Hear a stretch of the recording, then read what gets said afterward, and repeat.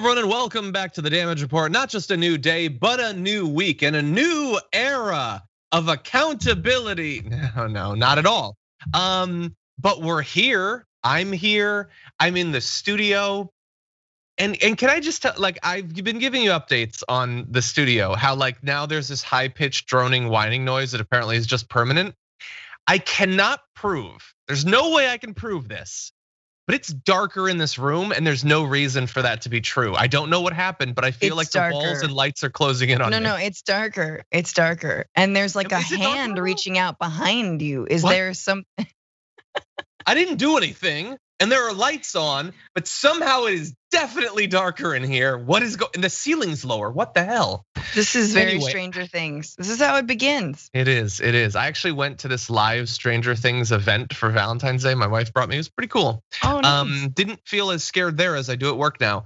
Anyway, Francesca's here. Hey, Francesca, how's it going? What's going on? Happy Fantastic Monday. Let's do it all again. Happy Valentine's Day.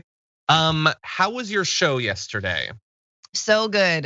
We had Eugene Daniels of Politico, who just gave us sort of his thoughts on the impeachment, explained the whole witnesses thing. I know we're gonna get into it. So it was a really good show. Matt Lieb was on, and everyone should listen to the Bitchuation Room podcast. Awesome, sounds great. And many of you watching probably know I appeared on Ben Dixon's show this morning. That was a lot of fun.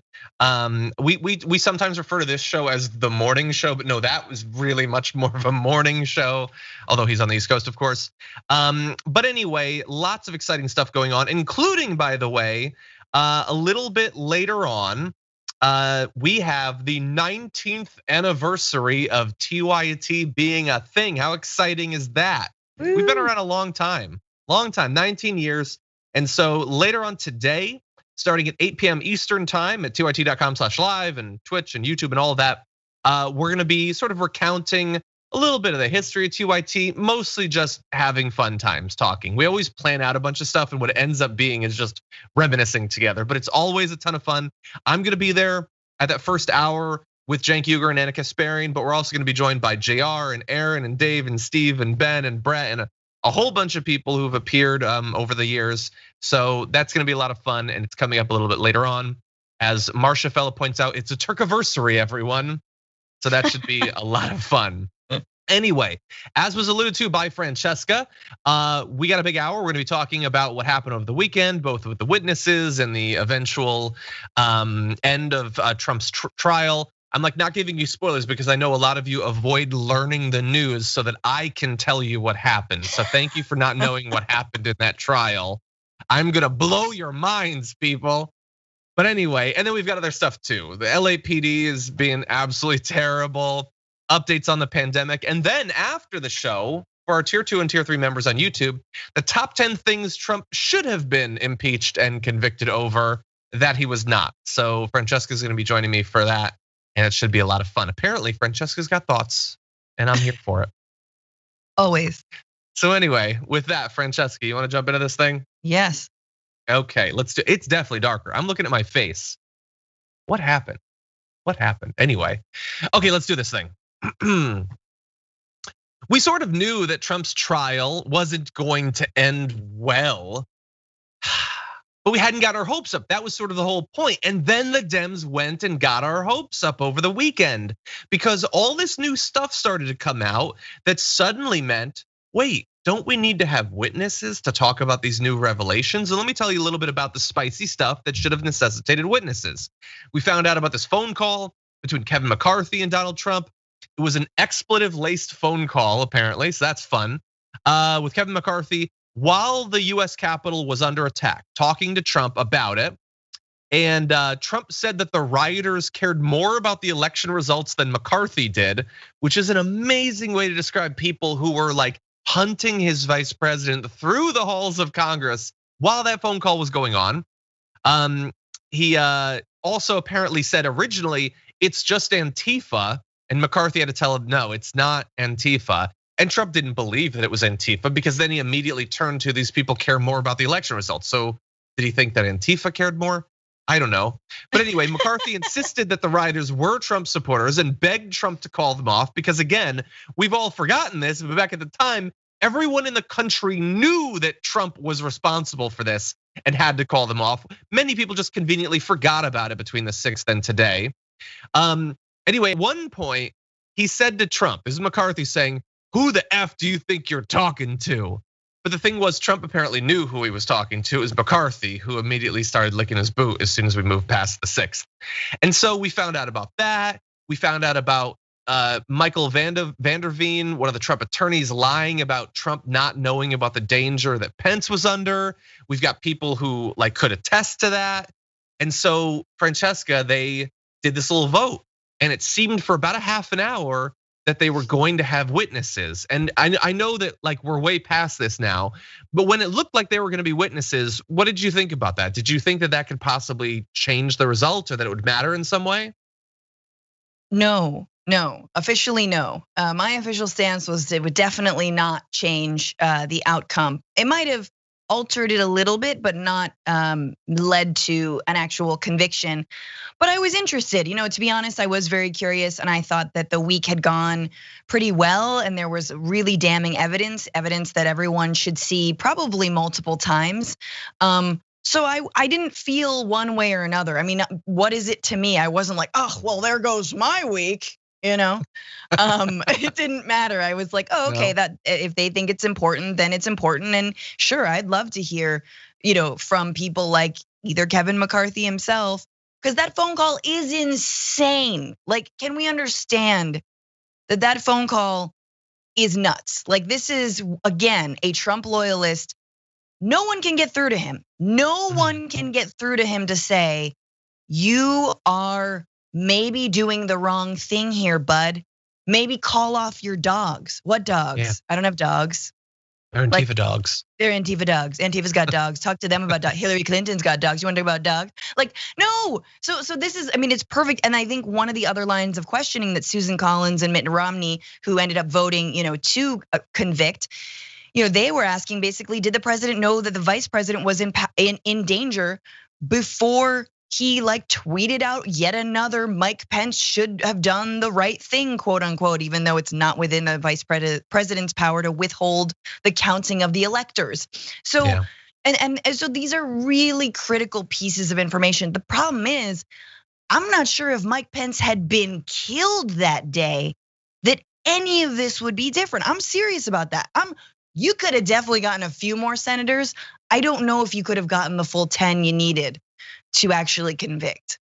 Yeah, and I know every time we say something like that, and we've said things like that quite a bit, there will be some people who be like, oh, you're being hyperbolic.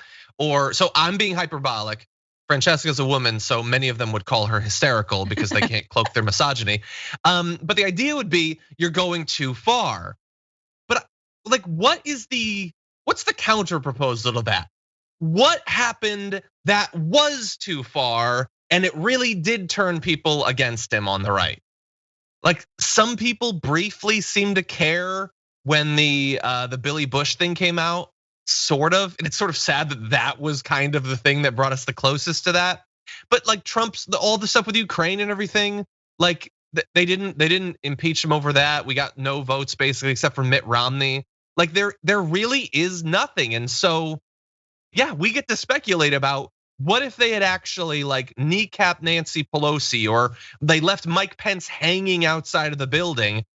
Like, people can say, no, that would break through, and Sean Hannity would take stock of what he had helped to build. No, but you don't know that. You really don't. That everything is contingent. If they had killed Mike Pence, it would have just been, you'd have more Republicans more sure that it was Antifa that had actually done it. There is an evasion for everything. And now, as of right, sorry, continue. Oh, I was just gonna say, I'm not sure that, look, if we're gonna spend a week per senator working on each one's individual like heart and soul and trying to like I said, morality whisper to them, I'm not sure that's a bad exercise. I'm not saying that even getting 3 more Republicans over to the convict side wouldn't have been worth it, because at least maybe then we can like have an actual opposition party that doesn't believe in insurrecting, a revolt inside the Capitol building. Right? Like maybe that was worth it. I just I think the calculation was made, and I know we're gonna talk about it, but there was either the calculation that senators are tired and they wanna go home, which I definitely think was part of it. Which is like, no, you have to do your job. That's the point. But also the calculation of, we want to just get things done. We want the Biden administration to move forward with nominations, move forward with the COVID-19 plan. And we know that Republicans, because they are completely bad faith, are going to stretch anything out as long as they can, the witness process out as long as they can, in order to basically deny any kind of aid to the American people, which they already don't believe in, and they already stay up till 4 a.m. trying to introduce amendment after amendment after amendment to try and chip away at that necessary aid. That's true. It's a hard calculation to make. It's hard to know how to get through to these people.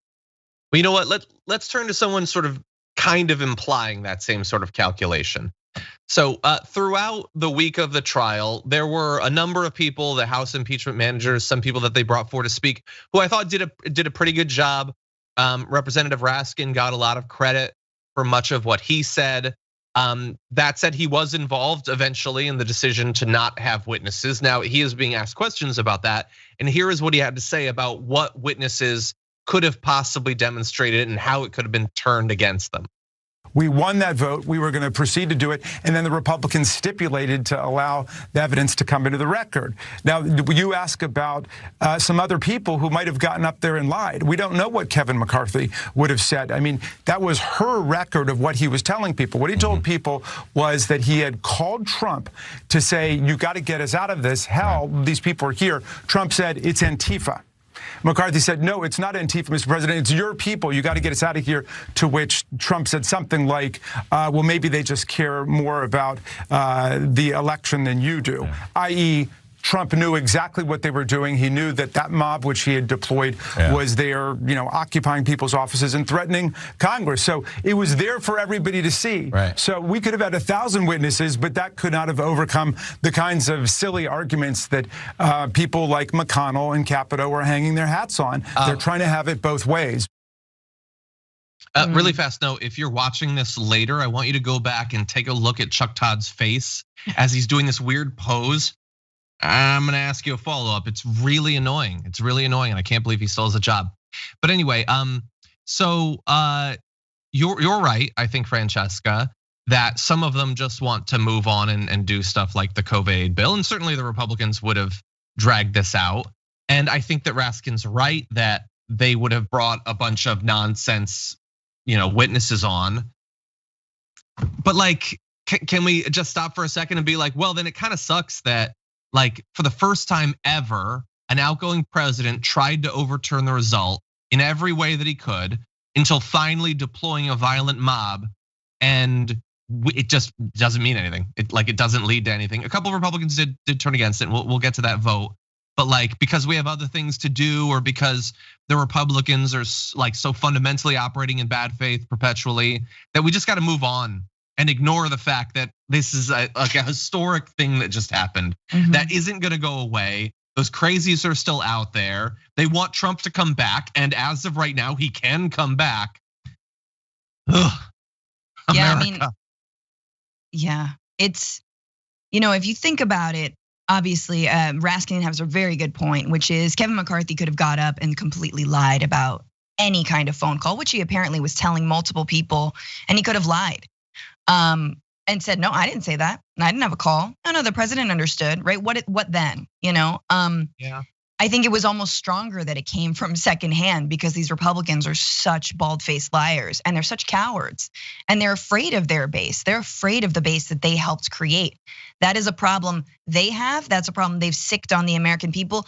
What happened on January 6th, I do believe, even though I'm cynical about the Senate, It is a fundamentally undemocratic institution. I'm not cynical about how much the Sixth tells us about what this country has always been and what we've allowed it to become in the last few decades with the rise of like extremist, right-wing, white supremacist nationalist organizations, like the ways that we've allowed this to fester. And now we're being faced with it. And with the ways we allowed an authoritarian wannabe dictator to basically not dog whistle, but openly call his goons on everybody. And now we have to deal with it. And it's the Republicans' problem, but it's everyone's problem. It's Democrats' problem as well. And so I don't think this is the end of the accounting for the Sixth. I know that there are people who are calling for a full investigation. There needs to be a full investigation. So the problem is like, you don't start by taking down the capo. Like you can't take down the head of the mafia. You don't take down the Godfather first. You gotta go for the little guys, the guys with the horns, the ladies with the piano scarf, piano scarves, piano key scarves, whatever that thing was. But these are the people you go after and then you slowly chip away. These fools aren't gonna like indict their own. We know that. Yeah, I know, and I get what you're saying. Although it feels like, isn't that what we did for years with, Cohen and Manafort and Stone and all of them? Like, yeah, a lot of them ended up getting pardoned by the capo because we didn't all go all the way through. Yeah. Well, look, we've been dancing around this, so let's talk about what happened over the weekend. Trump got off because, of course, he was going to get off. We sort of knew that. Still had to do this. In the end, a total of 57 senators ended up voting to convict Trump of inciting the insurrection that took place at the US Capitol on January 6th. 57, the majority. But again, that doesn't really count for anything because there's always some higher bar that you need to reach for there to be consequences. And that includes 7 Republicans: Richard Burr, Bill Cassidy, Susan Collins, Lisa Murkowski, Mitt Romney, Ben Sasse, and Pat Toomey, which for the record is 2 more than I thought there would be. I don't know if you had sort of guessed or had a hunch, Francesca, but I thought they'd get 5. And so I'm a little bit surprised at Burr, and I mean, I guess Cassidy had sort of implied earlier on that maybe he was a possible, but 57, by far the most ever in a trial like this. I mean, up until last year, it was just Mitt Romney is the only person that had ever voted to convict someone of their party. So this is historically bipartisan, but it's not 67, so Trump gets to go free.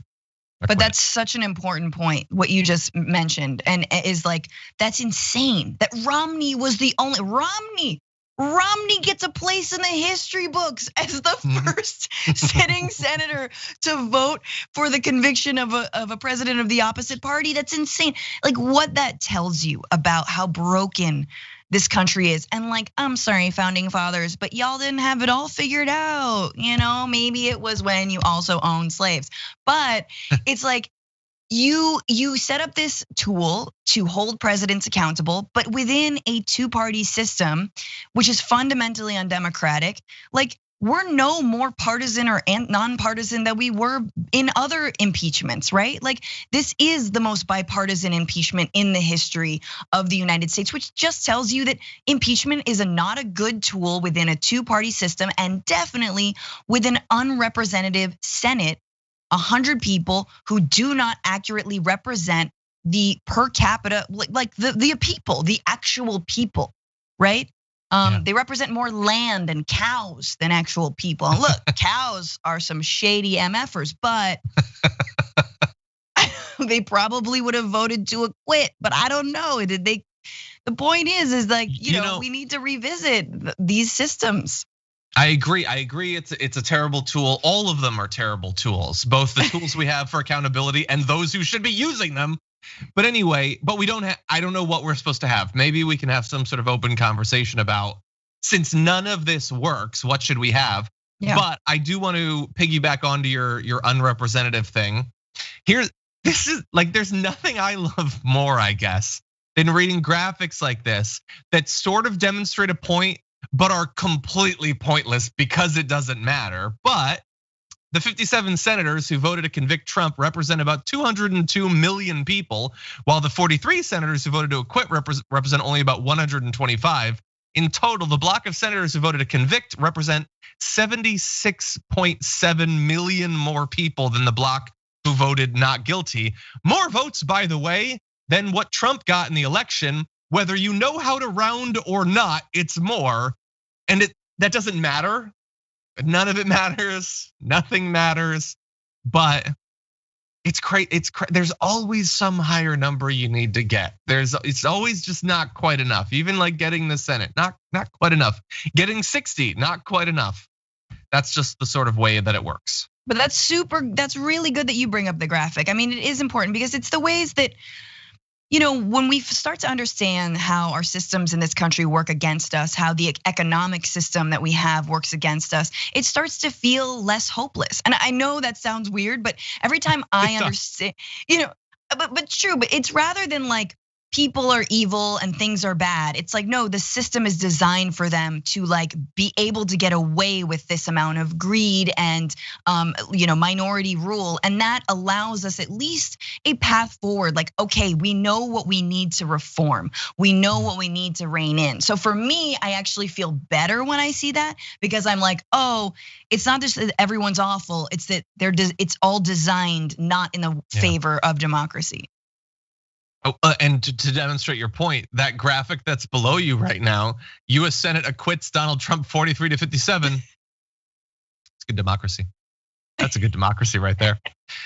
Oh God, anyway. Oh, by the way, we were reading that list of the Republicans who voted to convict Donald Trump. Did you notice whose name wasn't on the list? The courageous man who would stand, the last defender of the Republican Party, someone who is willing to stick his neck firmly out of his shell and stand up to Donald Trump. Mitch McConnell was among the senators who voted to acquit him. And that's bad. But his argument for why he went back into hiding in his shell is even worse. So in this statement, he cited the Senate's lack of jurisdiction over impeachment proceedings of a former president as the reason for his vote to acquit. Oh, okay. So as if we couldn't have seen this coming, back when Trump was president, he was like, no, man, we can't do this now. We need to just wait. Like, let's just get to the inauguration and we'll deal with it then. I'm not gonna bring people back. I'm going to block it while he's president. Then as soon as he's not president, oh no, now the Constitution says we can't convict him. Really convenient the way that worked out. But he could do it because again, as we always say, it's got always has a plan. There's always a plan. It does. And I know it. It's in my waddle. And it will be revealed to everybody in due time. Am I doing it okay? Now, voting to acquit is bad. Yes. Voting to acquit because of an excuse that you cooked up through your own behavior is worse. But you know what's worst? This statement. If President Trump were still in office, I would have carefully considered whether the House managers prove their specific charge. So he won't even say whether, if he was president, if he would have convicted him. So he won't vote to convict him because of this excuse. But even in a hypothetical situation where the excuse wasn't there, he's not even saying that Trump did it. Of course He's not even admitting that. He's admitting nothing. He's giving nothing. Mitch McConnell, who people were like tripping over themselves to give credit to, and we were telling people not to do that, deserves no credit. He is just as cowardly as ever before. He didn't do anything in the end. Except he did admit that Trump incited a riot. He did. He was. But he didn't say that the charges were right. Oh yeah, no, he has no role in holding him accountable. Oh, who is he? But a turtle out of a shell. But yeah, no, he soon after saying that it was unconstitutional and that the Constitution said that he couldn't, that then he was like, but there's no question that Trump incited a riot against the US Capitol. And it's like, cool, great. For your donors, I assume. And check cleared, cha-ching.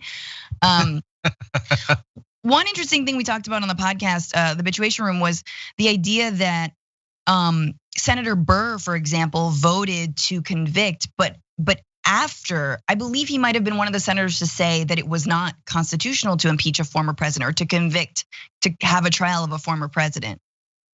But then he was like, but look, the body decided that it was constitutional. So per the body, like I went forward and was an impartial juror in this case because we already passed that hurdle.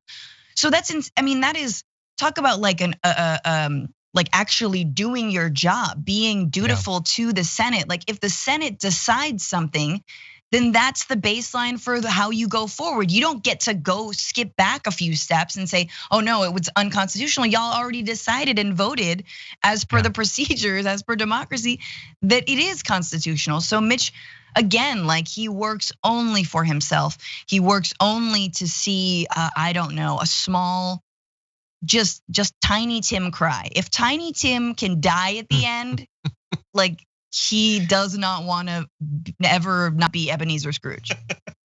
Like, wow. Yeah. And look, you're totally right. I think he would gladly like hold Tiny Tim's head or like the surface of a river. Oh my God, I'm drowning. But anyway, and I think that we're right to call him out. Let's give credit. You tell me, Francesca, how much credit for the 7 who did vote to convict? How much credit do they deserve?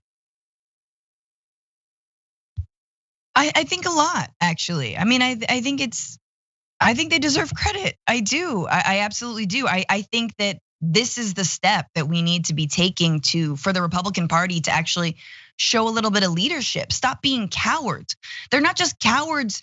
They're cowards in that they will not stand up for what is morally and like clearly right. But they're also afraid of this base. They're afraid of the base that they also went along with for so many years. And like, I mean, Collins and Murkowski, like, I don't know, Susan Collins, just like, maybe they got their Brett Kavanaugh in, they got their beer drinker, they got their like frat boy into the Supreme Court. So whatever, they're tired. Yeah, and by the way, I know some people will say, well, they can do this because they know he's not actually gonna get convicted. So it's sort of free, but it's not free in the Republican Party. Multiple of the senators who voted to convict him, Cassidy and I think Burr, were already censured immediately by their state parties. So, and this is gonna hurt them. He's gonna be attacking them. So I do think that they deserve some credit. And like even Murkowski and Collins, who were supposed to be the reasonable Republicans or whatever, who gave them the beer drinker and all that, didn't vote to convict him the first time. So as much as I like to say nothing matters, nothing counts, and that still remains almost entirely true, they voted this time, they didn't vote last time. So, the 6th did have that effect at the very least. It doesn't necessarily matter, but in the history books at the very least, for whatever, that's worth, more voted to convict him this time, so that's something. And by the way, someone said they weren't watching, they were like doing something in the room and they thought we had a video of Mitch McConnell when you did your impersonation. But before we move on, there's just a couple more people that we have to mention, a couple little highlights, or all of these are lowlights before we move on. First, Lindsey Graham, who was never gonna vote to convict Trump. He's just one of the worst people around. Was spreading lies throughout this entire process. Here's what he had to say after Trump was acquitted. The trial record was a complete joke, hearsay upon hearsay, and we've opened Pandora's box to future presidents. And if you use this model, I don't know how Kamala Harris doesn't get impeached if the Republicans take over the House, because she actually bailed out rioters, and one of the rioters went back to the streets and broke somebody's head open. So we've opened Pandora's box here, and I'm sad for the country.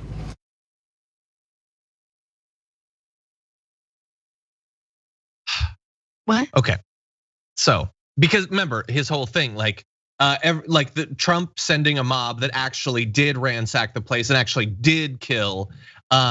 That's the exact same thing as anyone else doing anything, saying anything. And the one thing they keep saying is, well, Kamala Harris bailed out some people who had protested. So we're gonna assume that was the literal worst people who did any of the protests or riots. So she supports literally anything that happened there, which by the way, still wasn't as bad as the Capitol attack.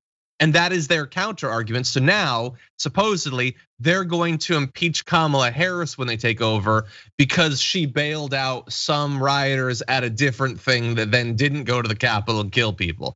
That's his actual point.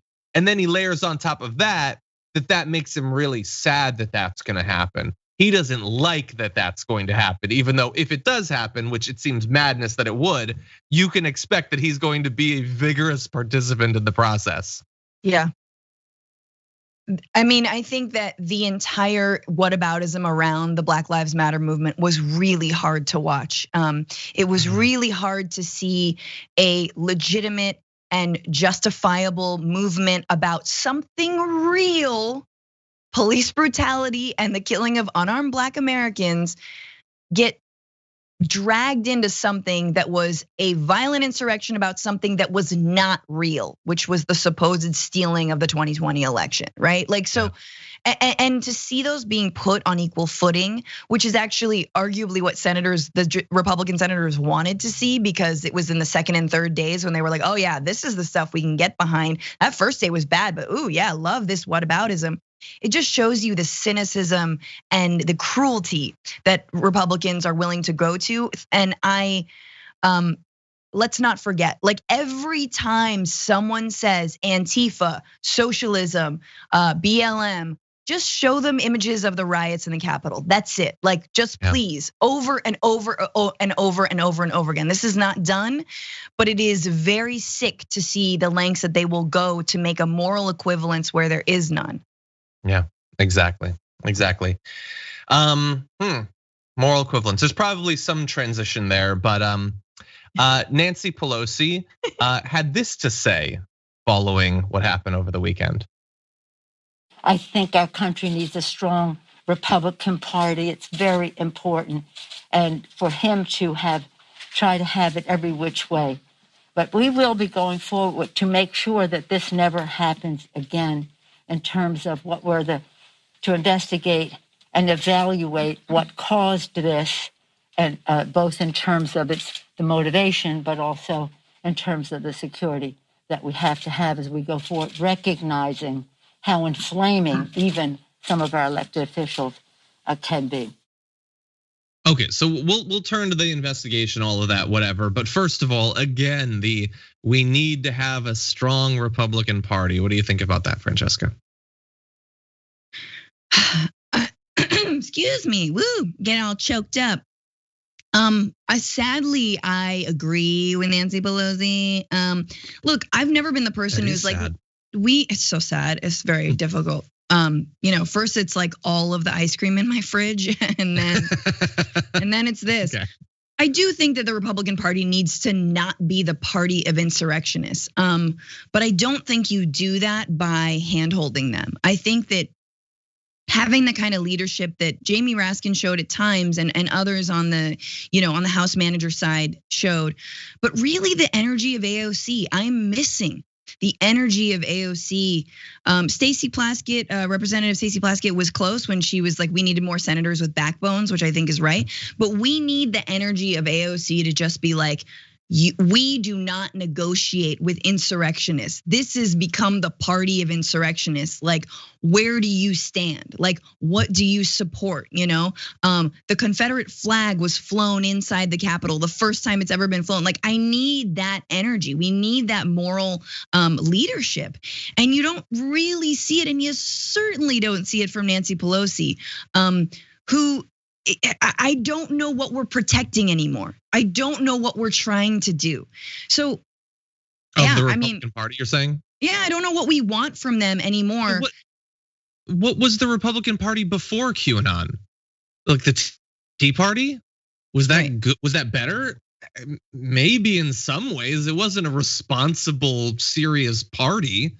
They, like, in terms of their actual policies, the Republican Party has been in favor of tax cuts and cutting immigration. And that's really it. I guess dismantling Obamacare is sort of an approach to policy, but it's really just a negative policy. And that's going back way before QAnon. I mean, the Republican Party of the Reagan years, is that what she's talking about? I get that it is better to have two serious parties that can debate each other, but that isn't just a matter of going back to before Trump. They weren't that then. I don't know how we get them to that point. I would argue the only thing I can think of that maybe has a chance is to beat them into submission and cause them to not win any elections for 10 or 20 years. Yeah. Maybe something will come out of that. Probably not even then, but maybe that's a possibility. And if it is about they're the party of insurrectionists and everything, then I hope she understands that that's not going away, that they're going to approach whatever next elections they lose the same way that they did this one. They're trying in states around the country, as we've been covering, to make it harder and harder to vote. Now they have a bill, the House Dems have a bill to enshrine voting rights and all of that stuff, but they're not going to pass that unless they kill the filibuster, and they don't currently seem willing to do that. So she's like complaining about this status quo while presiding over a party that's not willing to do what's necessary to actually change it. Yes, absolutely. Absolutely. I mean, there is nothing to get back to. It's time to remake the whole thing. But like this is where we are. We're at the mercy of, can you at least not side with people who want to hang the vice president? That's it. This is the point that we're at. But you're absolutely right. Between the gerrymandering and the ways that the Senate are tilted in the Republicans' favor, the way the Electoral College is tilted in the Republicans' favor, the game is absolutely rigged in their favor, which is why, once again, like dragging the impeachment trial out would have maybe delayed real relief, COVID relief, perhaps, right? But it is definitely what Republicans would have done, shoe on the other foot, because they don't believe in getting anything done except giant tax breaks and destroying any kind of social welfare state that is left. That's it. Yeah. And circus. It's circus, and crapping on poor people. That's it. That's all they do, and preventing anything from moving forward. So it's like, it's hard to know, because like we want to play the circus too, but we also want to, get people hot dogs in the stands. You know what I'm saying? That's true. Look, so that's true. Finally, Francesca, you've been talking about the circus, so I want to show you the clown. I'm just going to put an image up, and I just want your thoughts. If we could go to this Ted Cruz image that was apparently screen capped from a C-SPAN video. What is going on there? I don't know what that is. It's not a mullet exactly. What is it? Oh, it's definitely a mullet. I mean, it's mullet. It's too, like, a mullet is sort of a gradual, like that is a right angle. And I feel like nothing about a mullet is technical enough to have a right angle in it. No, it's definitely a right angle. They started, that's a quarantine haircut. They start in with the buzzer and you're like, I don't, okay, well, can you leave? Ooh, or maybe it was like not enough time in the recess to finish it off. Just finish it. It looks like he looks like he's about to build a dam around his office. He's a beaver, like gathering twigs and branches for the coming floods. New age mullet. It's possum in the front, beaver in the back. I don't know if you need to remove hair from the back or add hair to the front. Randomize it, honestly. Just start moving hair around. I think that you're gonna end up with something better. Is it possible that he was looking straight into the mirror while they're doing this haircut, and they just decide, well, he can't see the back, so screw him. We're just gonna do whatever we want. Is it one of those things? Like people show the images of like Meghan McCain from The View, and they say her hairstylist clearly hates her, and I don't know anything about that. But is this strike back?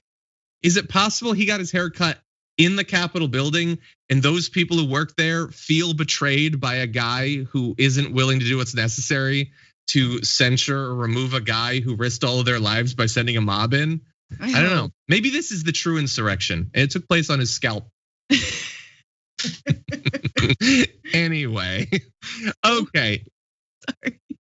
Let's see what's going on in the audience, and we'll move on to news. Thankfully, not having to do with any of this. Eric, welcome to Tier 1 YouTube membership. Thank you for joining us. I hope you enjoyed the new badges, which are absolutely awesome. And then some super chats. First was from Chakuseki, who said, I think McConnell ate a spoiled head of lettuce as he was so confused his throat waddle quivered as he voted to acquit yet professed Trump's guilt. It's the worst of all worlds. Stone Eagle Dragon said, cry out to the legions of the brave, time again to save us from the jackals of the street, ride out, protectors of the realm, captains at the helm, sail across the sea of lights, circles and rings, dragons and kings, weaving a charm and a spell. Is that lyrics from a Dragon Force song? I'm not sure, but I liked it. Thank you. Franklin Sharpslicer said, thanks to Brett and Brooke, held game night, so Crunchy Frog and I took a look. How refreshing to have a moment with hardly a DJT or others who torment. Just lazy games, 420 and wine. 'Twas a non-political, a night divine. Back at it, do well, all dragons. Thank you for that, Franklin. Franklin is referring to the Lonely Hearts Valentine's Day stream that Brett and Brooke did last night. Sounds like fun. Ray says, caffeine headaches. Hi, John. Shy by Gemini Dragon here. Your headaches are called rebound headaches.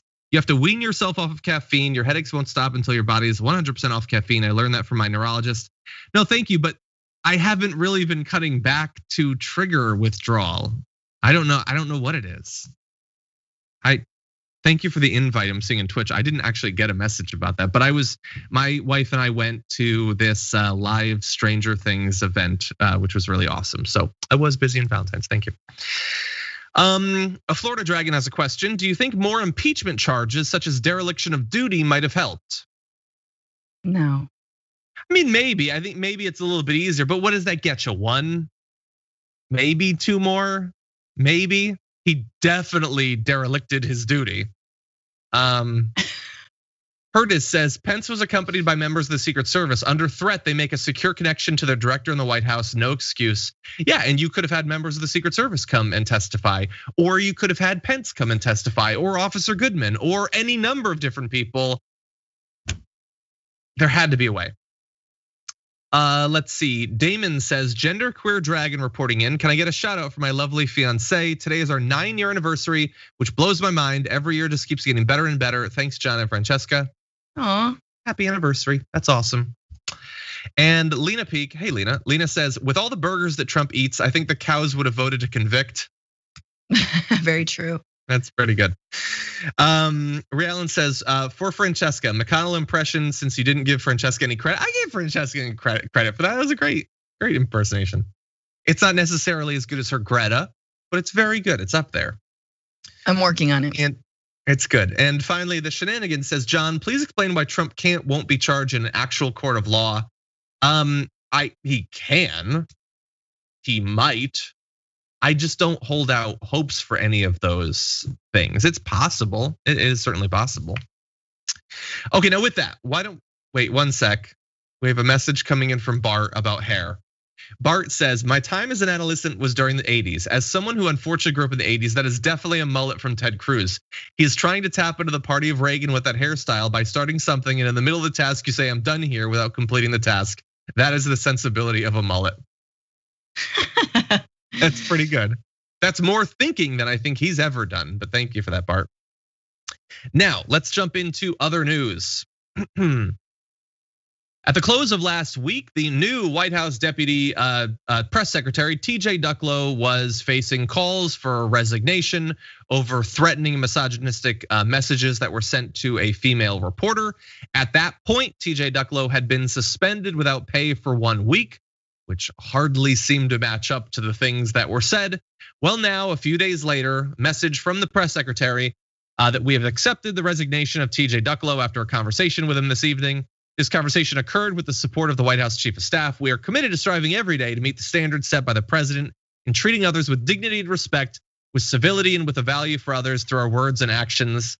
TJ Ducklo also put out, that's a real name, also put out a statement saying, no words can express my regret, my embarrassment, and my disgust for my behavior. I use language that no woman should ever have to hear from anyone, especially in a situation where she was just trying to do her job.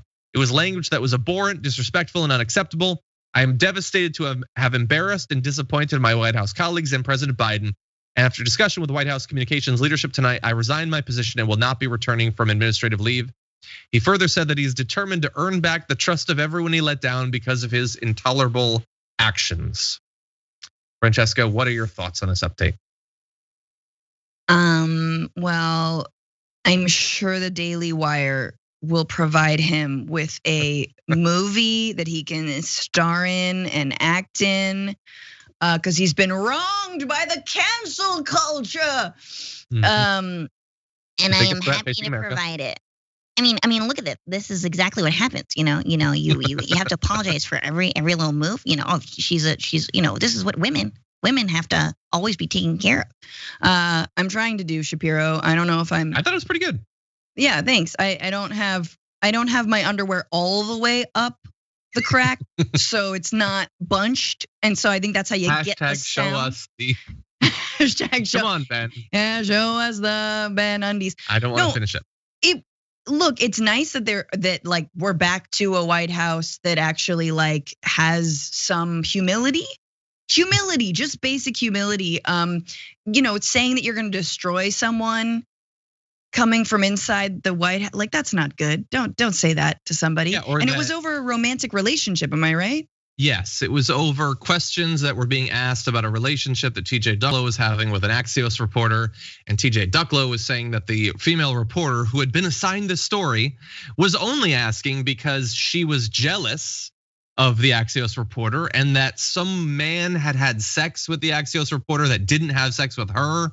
None of this is acceptable. So look, two things I think true simultaneously. One, good. This is, I think, what people wanted, and they did it. And I can't imagine under the previous administration that this would have happened. I mean, Trump stuck more with the wife-beating press guy he had than they did with Ducklo, which is good. That said, yeah, his apology strikes me as we'll see where he tries to pop up again. And I'm sure he's just trying to protect himself, and that's fine. And by the way, even the thing from the press secretary is we strive to meet the standards set by the president, which is why we knew about this story for a couple of weeks and did nothing until it came out. And even then tried to just suspend him. And when that wasn't enough, only then did we ask for him to resign. That's how we strive to meet the Biden challenge. It's fake. And that's not what you were doing. You were doing what people do, which is you tried to get away with not doing anything until you had to. But that said, they did get him to resign. So huzzah. Yeah. I thought the whole communications team was all female too. I had heard that. I mean, I guess I heard that too. I don't know. Maybe he was a late hire, or they were talking about some other subset of it. I don't know. Yeah. I mean, this is closer to all female now. Yeah, I'm glad. Look, I think that's important. I think that's good. Hey, standards are important. At the same time, once again, we just got done talking about a party that literally won't condemn a violent insurrection against themselves, against the Republic. So I don't know, we're not playing the same game. That's the other thing. Now, I don't think the answer is to be nah, take no prisoners, no humility, whatever, just blaze forward. That's definitely not the course. But once again, we're in these two different realities. And I'm glad that at least there's some decency left in one of them. Yeah, exactly. Now, that said, let's move on to our next story. I know I want to replay that. There we go. I was really worried I was going to be starting that with Biden. Biden didn't do that. He's done bad stuff, but not this. Anyway, we've just closed out Valentine's, and people love to share clever Valentines. Our team put up some awesome ones on the Damage Report's Instagram that were very clever. Some people don't really get the point of that though. And now the Los Angeles Police Department is investigating reports that its officers were sharing an offensive image that mocked George Floyd's death, allegedly a photo of Floyd's face with a Valentine's Day card-style caption that said, "You take my breath away." Now, if you are one of the few people in the world who aren't familiar with who George Floyd is or why he died back in May 2020 after he was arrested, and Minneapolis police officer Derek Chauvin knelt on his neck for a total of 8 minutes and 46 seconds. 2 minutes and 53 seconds of this was after Floyd was unconscious and non-responsive. Chauvin and the other 3 Minneapolis Police Department officers who arrested Floyd have all been fired and are awaiting trial later this year. So George Floyd died as a result of that. That sparked protests across the country about police brutality and the police not caring about the lives or deaths of certain types of people like George Floyd. And so to share this seems to make the point of the people protesting there, Francesca. I mean, this is disgusting. It's disgusting, and yet it's par for the course. This kind of stuff happens all the time in police departments across the nation, right?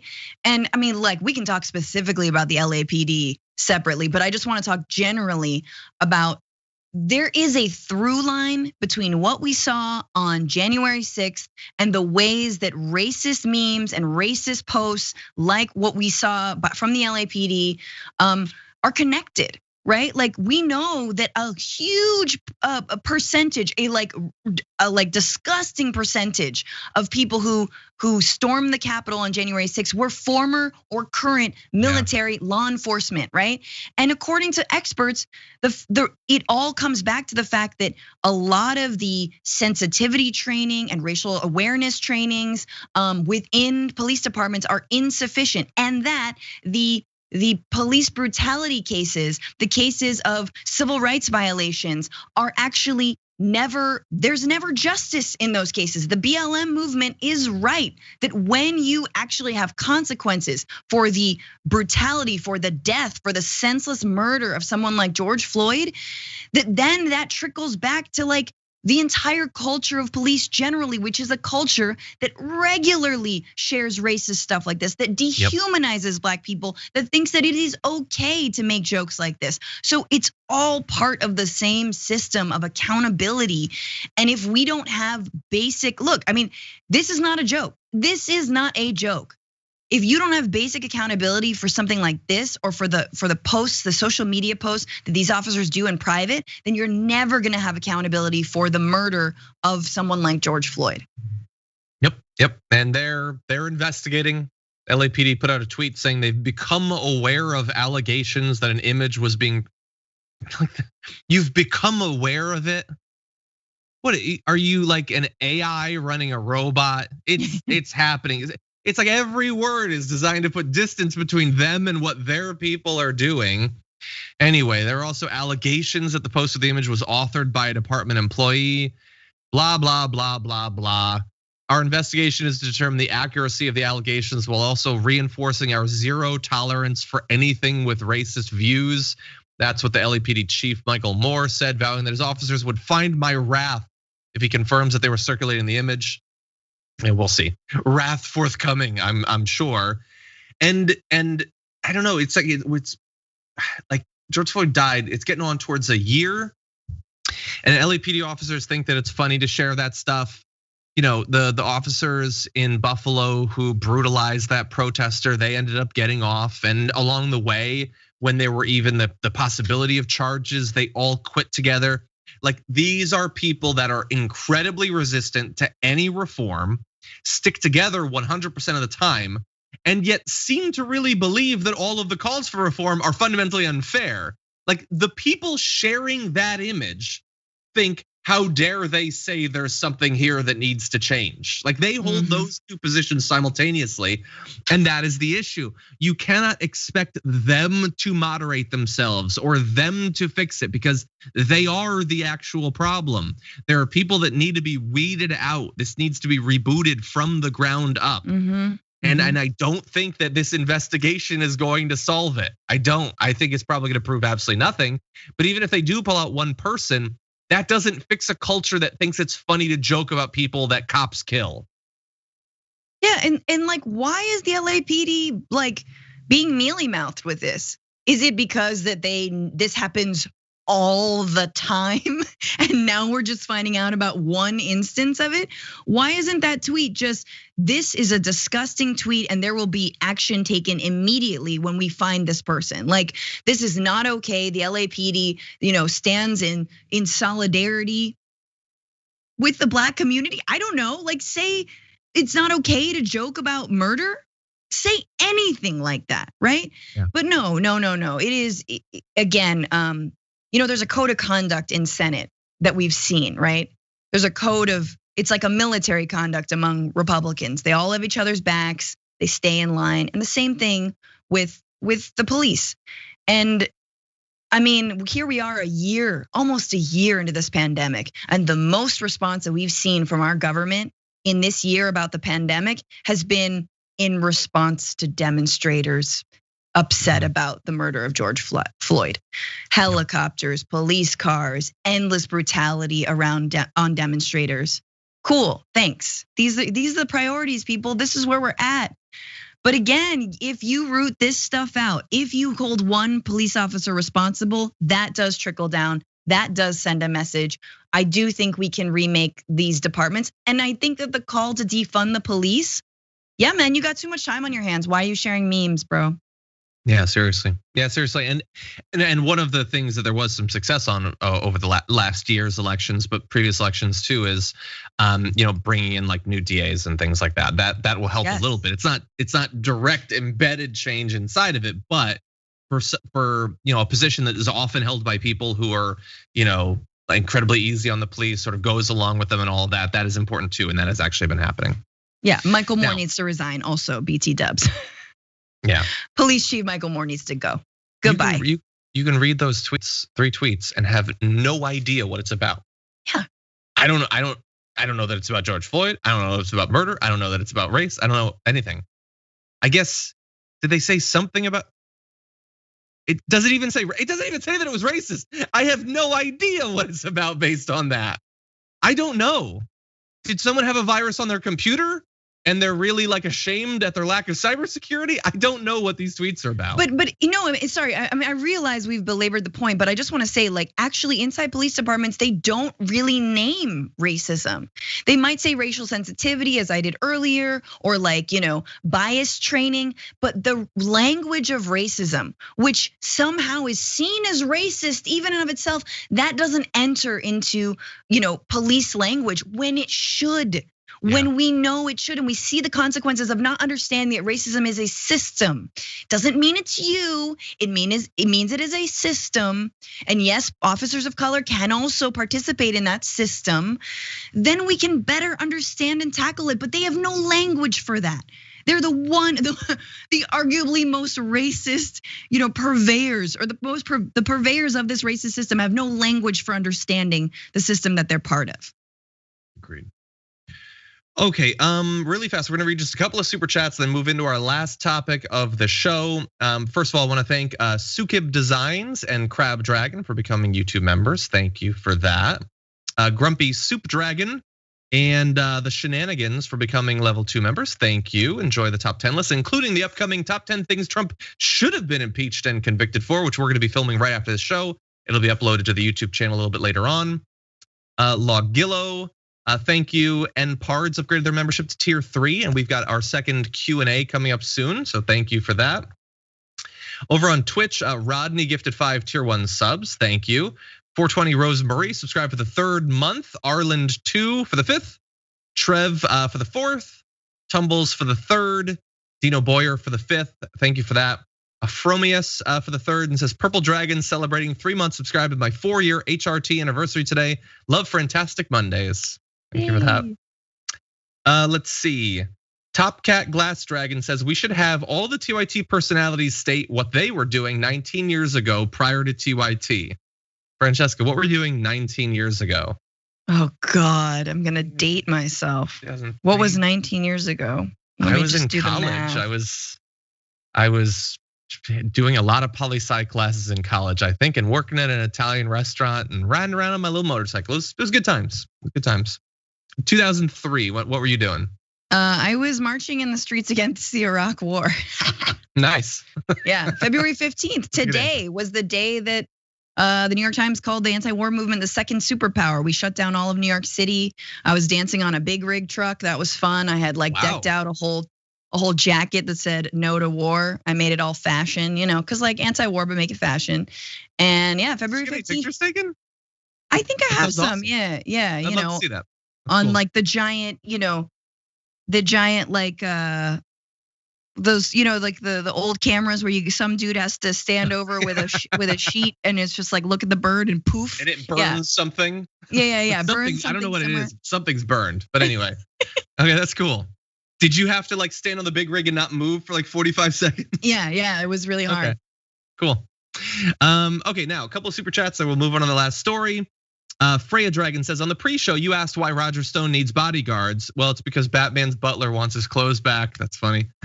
Michelle Conklin says, congrats on your 19th anniversary, TYT peeps. If you were Canadian, you'd be old enough to drink. Well, we're gonna drink either way.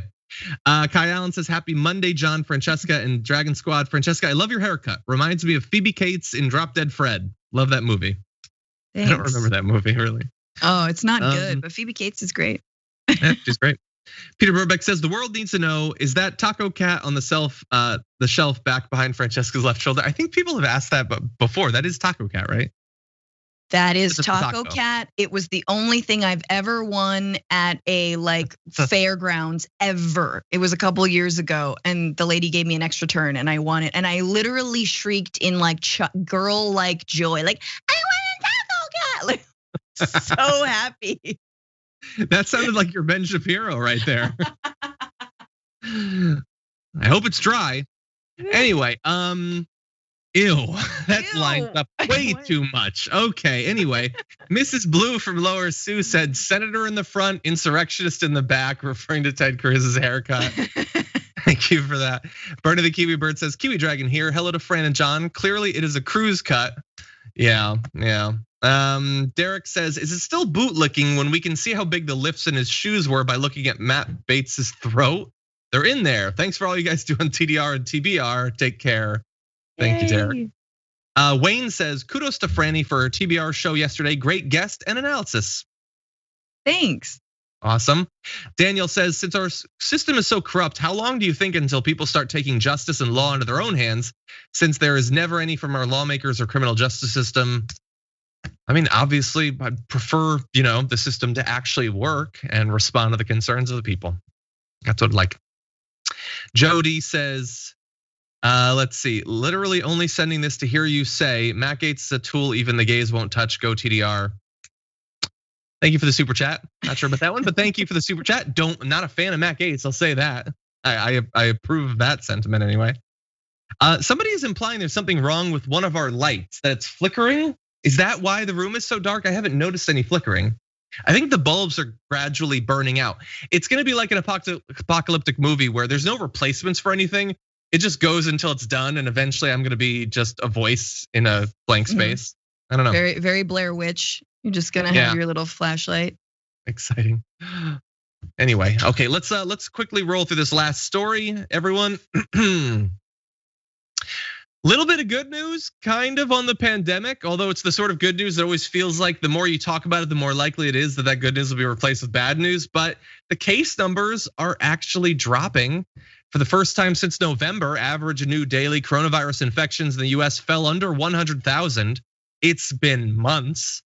These figures are well below the average daily infection rate of 200,000 for December and nearly 250,000 in January, which is madness. Just this Sunday, researchers reported 83,321 new infections and still over 3,300 deaths. So as the cases fall, the deaths are falling, although as always, there is a lag on that. So hopefully if it continues in this direction, those deaths will be going down in a few weeks too. And as of right now, the US has recorded more than 27.5 million virus cases and more than 484,000 deaths. Those are the actual ones we know about, 27.5. A significant chunk of the entire population actually got tested to show they have it. God only knows how many others have had it to this point. So a little bit of good news, Francesca. I guess. I mean, what are we doing about it to make sure that those numbers stay down? It's like we just go with the wind. Well, yay, today they're down, tomorrow they might be up. Who knows? We're not gonna do anything different. Like, it's insane. Australia had like 20 cases and everyone's in lockdown. Everyone is in lockdown. They had 20 cases. Like, I would give anything for 20 cases and an actual serious lockdown. It's maddening. 83,000 new infections. That's not good. That's terrible. That's terrible. Anyway, it is terrible. It is terrible. The other thing I just want to say is, like, look, I do think there should be a criminal case brought against the former president for killing and almost 500,000 people. Seriously, like we know how many of those deaths could have been prevented. So many of those deaths. 40%, according to Lancet. But yeah, we might talk about that a little bit during our top 10 list in a bit. But yes. Let me give you a little bit more mixed good news and bad news. So good news, the US is now administering more vaccine doses every day, up to an average of about 1.7 million. I believe that's over the past week. So we have ramped that up. Now, 1.7 million would still take a very long time to vaccinate everyone. The downside is that as of right now, that number might not be sustainable because vaccine supplies aren't meeting the way that they're being rolled out. So for instance, in last week in California, where we are, they announced that they would soon become one of just a handful of states to expand vaccine access to people of any age with underlying health issues or severe disabilities. But California's already used 72% of its doses, and there's some shortages in some areas. So for instance, here in LA, we've turned a couple of places like I think Disney's gonna be, but Dodger Stadium and the Forum are these max vaccination places. But Dodger Stadium had to shut down over the weekend because they ran out of doses.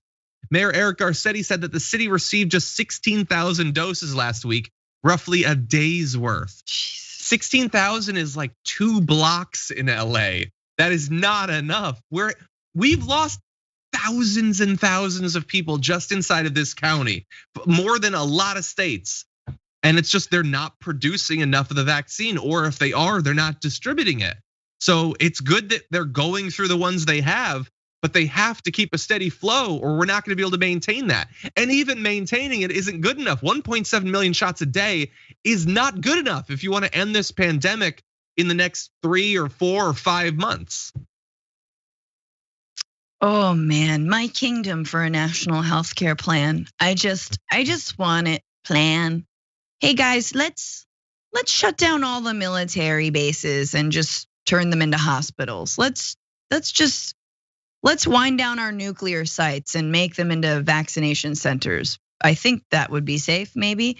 The point is that our nation is completely backwards when it comes to priorities. And the fact that COVID is hanging on and that there's some reports that are like, well, maybe this is just gonna be life now, which is really painful to think about and really hard. But at the same time, what a great wake up call. We know climate change is just life now, and we've got to get that under control too.